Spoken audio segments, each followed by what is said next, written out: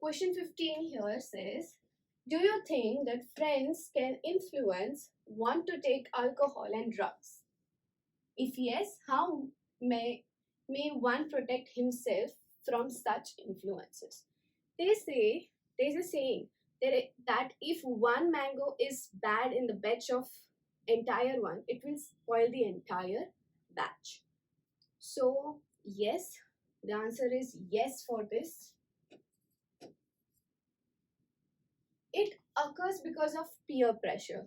So yes, friends can influence you for taking drugs, and these are the following measures which can be taken to avoid using them. 1. Avoid undue and peer pressure. Peer pressure is pressure from your people working with you or around you. So avoid that. No taking undue pressure of failures beyond the threshold. So don't worry about failures. Failures are part and parcel of life.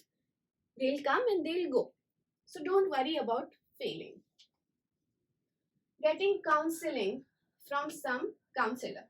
If you think you have a problem of addiction, go and talk to someone who is skilled to solve your problem. Fourth, seeking help from parents and peers.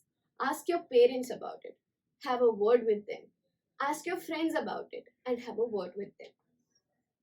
Seeking medical help. There is always help available.